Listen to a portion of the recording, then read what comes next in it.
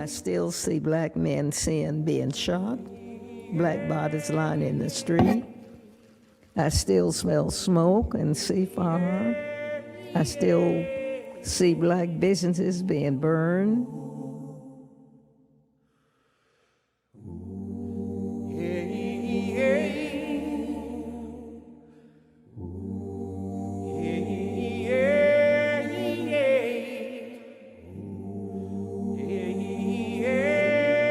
My mother learned through the Muskogee Daily Phoenix that there was a riot in Tulsa and that there were many casualties. For some days she did not know whether my father was living or dead. She finally got a note from him saying that he was unharmed, but that he had been detained in Convention Hall.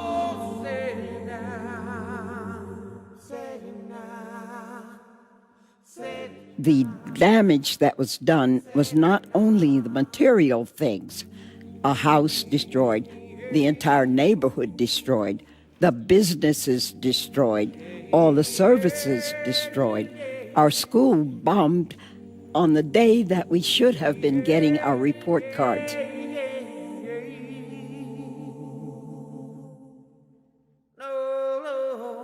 I hear the screams. I have lived through the massacre every day.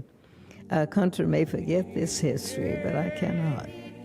I will not, and other survivors do not, and our descendants do not.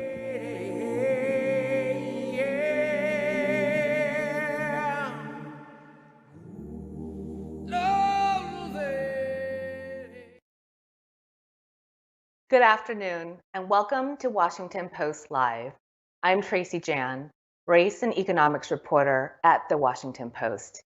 We're speaking today with scholars about the 1921 Tulsa Massacre as the city marks 100 years after the attack on a prosperous Black neighborhood by a white mob. We are joined by Paul Gardullo and Mary Elliott from the National Museum of African American History and Culture, both of whom I've had the pleasure of speaking with during my reporting on Tulsa and reparations. Thank you both for being with us today for this important conversation. Thank you. Thank you, Tracy. Mary, let's start with you. Tell us briefly about the Black community of Greenwood and what it represented in Tulsa and the United States prior to the 1921 massacre.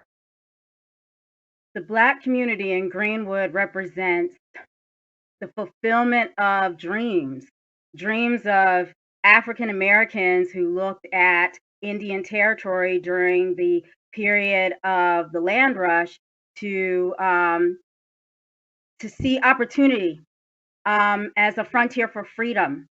They saw that space escaping from places where they had faced violence and having to serve as sharecroppers, and they saw Indian territory, which ultimately became Oklahoma in 1907, as a space to fulfill dreams of raising families, building communities, building institutions, businesses, and becoming self-sustaining, and really fulfilling what they saw as their opportunity to be U.S. citizens or to live out their dreams.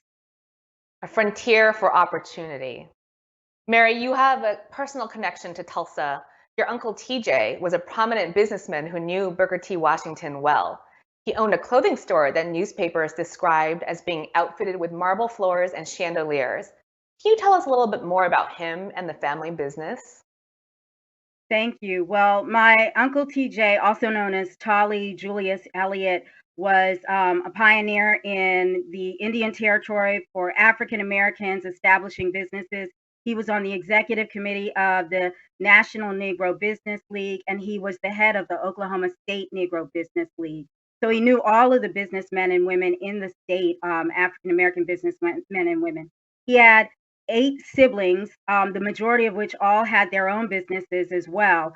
But TJ was really significant in that he spearheaded creating this umbrella of businesses, including office buildings, a hotel, a theater, a bank. They had 300 acres of land and a department store, the first one in Muskogee, the second one he opened in Tulsa. And by the time of the Tulsa Massacre, the store was called Elliott and Hooker Clothing Store. And he was in business in that site with S.D. Hooker, who's actually the father of Olivia Hooker, one of the survivors that you showed in the image. And so T.J. Elliott was very much involved with the business around the state. And known as the Merchant Prince, he had the exclusive rights to sell Stetson hats in that part of the state. So his clientele was Black, white, and Native American. That's right. We will talk more about him in a few minutes. Paul, you curated the museum's Power of Place exhibit that contains objects and archives of the Tulsa Massacre and depicts the resilience of the Greenwood community. The museum's work is an important part of filling the silence that has surrounded the massacre for too long. Give us a brief overview of the chain of events that led a white mob to destroy Greenwood's businesses, homes, and community. Thanks, Tracy. The chain of events that led to this massacre takes place along, I think, two timelines that you can look at. One is this longer timeline of racial violence that was being perpetrated against African American communities, much like the communities in Oklahoma that Mary has described. That's really been taking place systematically since the end of the Civil War, not just in the American South in places like Memphis and Louisiana, but also throughout the nation, and increasingly so into the 20th century. In fact, the Red Summer, as it's known, of 1919 saw racial massacres, not nearly of the scale that we're talking about here, but still significant events of mass racial violence in cities like Washington, D.C., in Wilmington, Delaware, in Chicago, Illinois, in Bronzeville, in Elaine, Arkansas, for instance. And so there is this ongoing drumbeat of violence that is accompanying the fast cementing systematic institution of white supremacy. There's a shorter timeline. So that is what is happening nationally over the course of decades. But what's happening in the course of this vibrant community, as Mary describes, of Greenwood, which is segregated, which is wealthy, is this increasing feeling of resentment on the part of white Tulsans who are also newly immigrating to Tulsa. And what happens is a scenario that's almost a pretext for the violence that ensues, which is that a young Black man who is working as a shoe shiner in a white building in downtown Tulsa has to use the restroom. He goes to the restroom in the only public space for African American men to use. He goes onto the elevator and something happens. Perhaps he trips. He encounters the elevator operator and she shouts. That is determined as many interactions, interracial, between African American men and white women as an assault, a perhaps attempted rape. And again, this is an account that is not, that is recanted later by the young woman. It's a mythology that is born from cultural products that are circulating and instances of violence that are circulating around the nation. But what it provides the community is an excuse to imprison this young Black man named Dick Rowland, an excuse for when African American men assembled to protect him and to protect their community, to unleash what you had said is one of the most deadly massacres in American history. Thank you. Unleashed on that neighborhood. Thank you, Paul, for that very important national context. As we see, the false accusation of assault was also the pretext of many other massacres that occurred around the country. Mary, you have an aunt who survived the Tulsa Massacre. Can you share her story with us and when you first learned about it? Thank you. Definitely. I have an aunt. Her name was Sonoria Johnson. Her maiden name is McGowan. And she was 12 years old at the time of the massacre. And she and her family actually were forced to the internment camps at the state fairgrounds. It was a white woman who employed her mother, who went to the fairgrounds and was able to get them removed from the fairgrounds. And from there, the family left and went to Oklahoma City. And then she ultimately met my Uncle Bill. They married, and Aunt Nora went on to do tremendous things. She was a social worker, an educator, but very, very importantly, she was the first executive director of the Washington Bureau of the National Urban League, working under the leadership of both Whitney Young and eventually under the leadership of Vernon Jordan. And she was part of the team that helped to craft the civil rights laws, along with Martin Luther King, Lyndon B. Johnson, and Dorothy Height. I love getting to know about her story and your family history during our previous conversations, and I'm glad the world is getting to know it now. Paul, in his firsthand account of the massacre, attorney Buck Franklin, the father of historian John Hope Franklin, wrote about his escape. He could not help but wonder at the time whether the city was in conspiracy with the mob. Why did the local police and National Guard join the mob, and how and why were planes used in the destruction?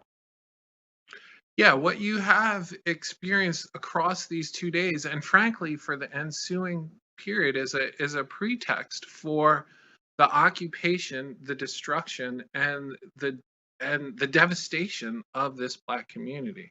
And so, when white mobs invaded, let's put it frankly, they invaded Greenwood, setting fire and looting the neighborhood.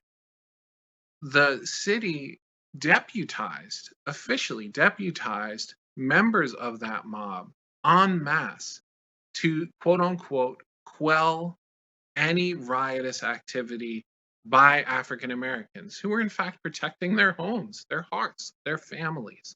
And so the white mobs were deputized and given ammunition to carry out their act. That's what's happening here. In the immediate aftermath, or even as the massacre is quieting, so to speak, in the days following June 1st, the Red Cross is kept from entering to provide essential, immediate emergency relief efforts. They're prevented from doing so by the city government, right? So What about the there is airplanes that were used? the airplanes were in use during the massacre. Buck Franklin testifies in his accounts to airplanes. He's not the only one. Multiple witnesses and survivors talk about, and they've documented 7 privately owned airplanes who are surveying and probably feeding information to people who are conducting violence, but they're also dropping incendiary devices, what they call turpentine bombs, out of the planes. And so Buck Franklin talks about buildings burning from the top down, even as Americans people are being trying bombed. to. Yes. Paul, can you talk about the loss of life and livelihoods, and in the immediate aftermath, in the days and weeks following, the imprisonment of Black Tulsans who survived? Yeah, it's really important, Tracy, to put this in scale. We're talking about over 1,000 homes and businesses being razed, burnt, leveled. We're talking about hundreds of people being murdered, right? We'll never know exactly how many people. There's ongoing searches, archaeological searches for mass graves today. So we're talking about an immense amount of property. In the time it was estimated as $1.5 million worth of property. But as Dr. Hooker pointed out in her testimony that we heard right at the top, it is more than just a neighborhood destroyed or businesses destroyed. It is the ongoing trauma that this event caused for people, that not just rebuilding from this event, but the systematic obstacles that were put in place by the city, by the state, to prevent people from rebuilding, to prevent people from putting their lives fully together. And what we're going to hear, I think, and should hear in a minute, is the way people did it despite these obstacles. Right. And that's one of the biggest stories, I think, that's needed to be told, and the biggest silences. The city, they passed laws to prevent and make it more expensive and near impossible to rebuild. And Black attorneys, band together to fight that. They fought those laws. Mary, your relatives also owned businesses and land in nearby Muskogee. How were they impacted by the massacre, and how did they rebuild afterwards? Well, I'm really glad you asked that question. One of the things that's really powerful is a cousin of mine, her family on the other side of the family owned Ragsdale Funeral Homes. And they had a business in Tulsa, but they also had the business in Muskogee. It was a chain.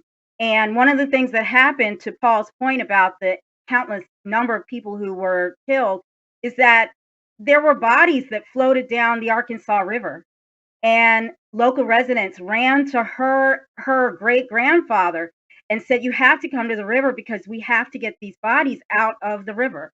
It was that extensive. It was that extensive.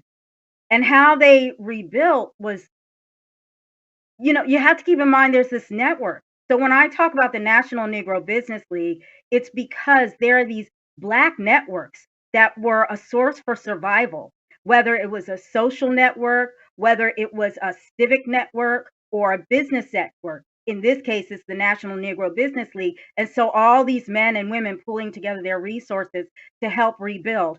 I think it was only 4 years after the massacre occurred that they held the annual meeting for the National Negro Business League in Tulsa. Now, what does that mean? That means that all that money that would be spent for an annual meeting would be spent amongst businesses in the area that had been rebuilt. So it's Right. very important to note the support of the larger Black community to help rebuild Tulsa. Mary, why were people detained afterwards? What was the purpose of holding Black residents prisoners? And how were they released? Well, my notion of them holding Black prisoners is they're it's a land grab, it's a control issue. And I have to say this, Tracy, because I don't hear enough people talk about this. This was a complete gaslighting. You have people who built homes, businesses, schools, churches, they built communities, and then afterwards, these people are stripped of everything. They're forced into subservient positions. And then the new narrative, which really is kind of like a renewed narrative, is they don't appreciate education. They don't have a sense of faith. They don't understand community. They don't like a beautiful community to live in. They don't have entrepreneurial spirit, and they don't understand business. So they have to work under the intellectual white community members. And I think that's And they very weren't important. right. And Mary, they weren't released until a white person came and vouched for Right. them, right? Like as if they were the Exactly. ones that were dangerous to the Right. community. The truth of what Exactly. happened in Tulsa was suppressed for decades until a special commission appointed by the Oklahoma legislature to investigate the massacre issued a 200-page report in 2001. And even then, it was not taught in American schools, let alone Oklahoma or Tulsa schools. Most Americans had never ever heard of it until the HBO miniseries Watchmen. Briefly, when did you first learn about the Tulsa massacre? Paul, you can go first. I first learned about the Tulsa Massacre in history class when I was taking history as a college student. It's the first time Oh, that I'd ever heard about the Tulsa Race Massacre. It was called the Tulsa Race Riot at that time.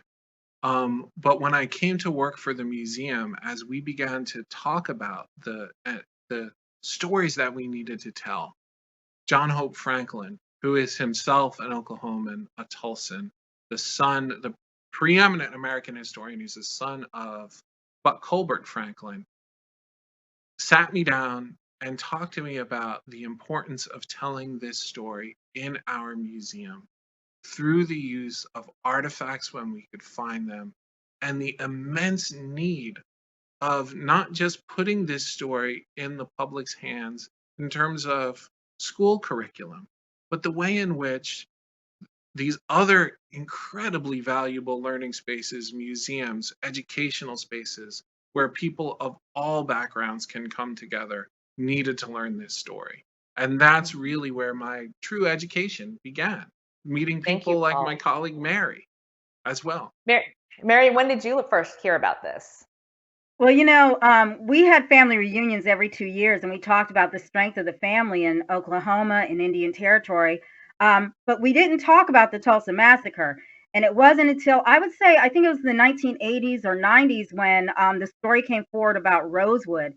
And that's when I started to learn about the Tulsa Massacre. And the other thing is, I did not know that my Aunt Nora was a survivor until after she died. I read about it in her obituary. And what I imagine is that the pain of having to recount those stories is like reliving it. So I part of what brought me to this museum was I wanted to know more. I wanted to know more about my family, about African American history, and about these nuances and lived experiences that have for so long been pushed to the side or covered up. Right. In the museum collection, there's actually a chair that was reportedly looted from a Black church during the massacre. Paul, how do objects like this testify to memory and loss? Well, I think this is a great example of an object that not only testifies to memory and loss, but it also becomes an opening for us to talk about how we value history, how we talk about wealth, how we talk about what is lost, not just lost from memory, but what was lost, what was the material effect of that loss, and how can we think about restoring that loss? How can we actively think and talk about repair? And so this chair, which was found in a consignment shop from one of our friends in Tulsa, Vanessa Adams Harris, who is herself a playwright, who's written a play using the testimonies from survivors and witnesses to the race massacre, donated this chair to the museum. And I think it really becomes a way of talking about what we still have to understand about our past. I think it's also a tremendous window into this story of Black churches and Black spirituality, right? Mhm. Both as the targets of racial violence, of which there were at least 8 churches that were burned to the ground during the massacre, but also as sites of sanctuary, not just during that massacre, but in the relief efforts that Mary was talking about, the ways in which churches galvanized themselves with businesses to provide relief immediately, even before the Red Cross could come in. There were churches that were advertising, sometimes through the Black press nationally, to help our brothers and sisters in Greenwood recoup, reclaim themselves, piece their lives back together. Right. So Paul, this is an example of an object that can do so much work. Paul, you also found postcards, some showing burning corpses. Why were Yeah. why were these postcards depicting such gruesome violence, and why were they? Yeah, what was the point of Yeah. these postcards? I think we have to understand a little bit of the nature of our history of racism in this country. Certainly during this time, there were hundreds of lynchings of African Americans, mostly men, across the nation. Up through the 1920s and 1930s. Even today, the US Senate is trying to pass an anti-lynching law. We have to recognize that these kinds of acts of violence, whether they were on a mass scale or on an individual scale, were reinforced in culture through things like postcards that were circulated, that were celebrated by people who were enacting and participating and witnessing these forms of violence. And that was their purpose. They were created as, I would call them, instruments of terror, right? To strike fear into people. Now, what is massively important about them is that over time, if treated carefully and with respect, those same instruments of terror can be used as evidence for legal evidence, but also evidence of what happened, so that we can look history squarely in the face with clear eyes. You spoke about the role and importance of Black churches in helping the community rebuild afterwards. Mary, I'd like to hear more about the importance of the Black press. We know that the mob violence was incited by the white-owned Tulsa Tribune, which falsely reported that a Black teen had sexually assaulted a white girl. What about the role of the Black press in documenting the truth and what happened in Tulsa and elsewhere? The Black press is extremely important because, as Paul mentioned at the time, the social climate at the time, the competing voices in the public arena, and you have racist commentary in a segregated nation, placing African Americans in second-class citizen positions. And so you have the Black press like the Muskogee Scimitar, the Muskogee Phoenix, the Tulsa Star, newspapers and news journalists like Ida B. Wells, who are, fighting to push out the truth and tell the truth of the lived experiences of African Americans, their accomplishments, and also the violence that they're facing at the time. So you can imagine seeing these voices in that arena. The Tulsa Tribune countered with the language in the Black Dispatch, which was founded by Roscoe Dunjee. And so Roscoe Dunjee is writing only on June 12th about thousands of people leaving Tulsa. But you also have the Muskogee Scimitar, you have the Muskogee Phoenix, as was mentioned by John Hunt Franklin, where that's where his mother found out about the massacre actually unfolding. The other thing I think that's extremely important for people to understand is many of these newsmen and women were attorneys. So they understood the political and civic and social implications of all of this. And so it was a form of educating the public as well. Right. The state-appointed commission on the massacre recommended in their 2001 report that reparations be paid for the lives and property lost. Their investigation of insurance claims and lawsuits filed yielded a conservative estimate of just under $2 million in property loss, which is about $29 million in today's dollars. No Black property owner was ever compensated. Instead, the Oklahoma legislature presented each survivor with a gold-plated medal. Mary, should Tulsa victims and descendants be compensated? I can only speak for myself.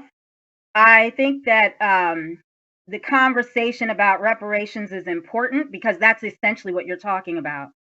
And this is probably one of the best cases that, as Paul talked about, the evidence is very straightforward there.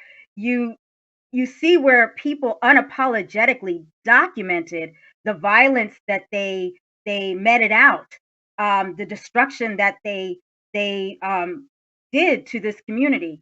And so my thinking is that I have no idea where to start with reparations, but I do know that the conversation needs to happen.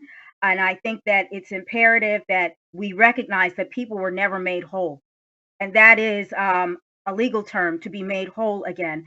And that has yet to happen. To close, are there other chapters of our history that you think we need to examine more closely as a country? Paul, you can go first. Of course, there are more chapters that we need to explore. And I think this very question that you raised is one of them. And I'll just leave it with there because there's so much that we need to bring to light. But a whole questions of reparations, for instance, we need to understand in a broader context. There were reparations paid to white owners of businesses in the immediate aftermath of the Tulsa Race Massacre.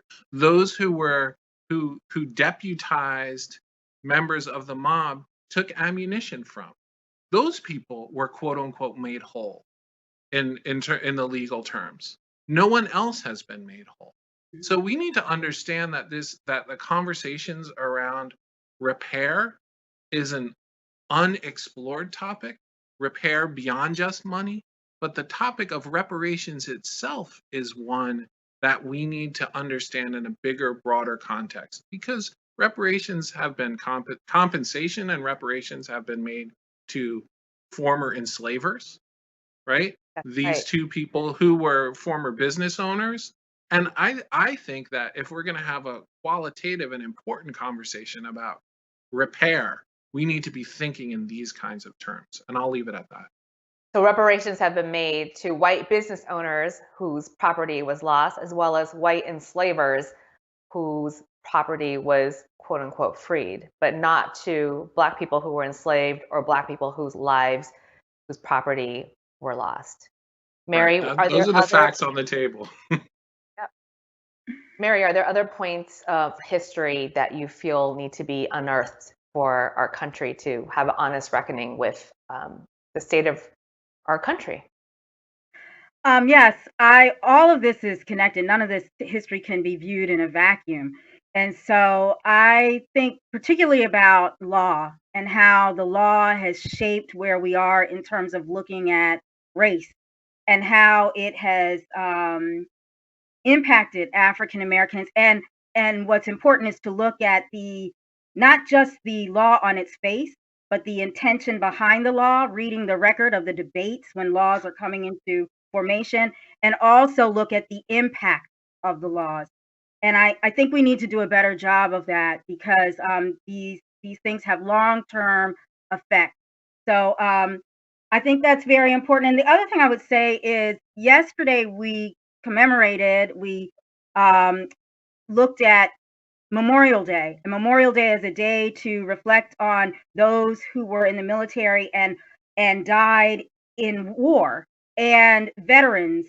And I think about the Black veterans who were essentially fighting a war on US soil just to fight for their lives and for the lives of those who lived in the community. And I think it's imperative that we look at these different moments in history. And as the museum does, the Smithsonian National Museum of African American History and Culture, to look at this history through the African American lens. So we have a more nuanced, powerful understanding of our American story to empower us, and to reflect on this past. Those are powerful words. Unfortunately, that's all the time we have today. Thank you, Mary and Paul, for speaking with me. Thank Thank you, you. Tracy. It was a great conversation. Thanks, Mary. Thank you, Paul. And thank you for being with us today. Join my colleague, Jonathan Capehart, tomorrow at 2 p.m. for the next in our Race in America series. He interviews Citi's Chief Financial Officer, Mark Mason, one of the highest ranking Black executives on Wall Street today. I am Tracy Jan, and thank you for watching Washington Post Live.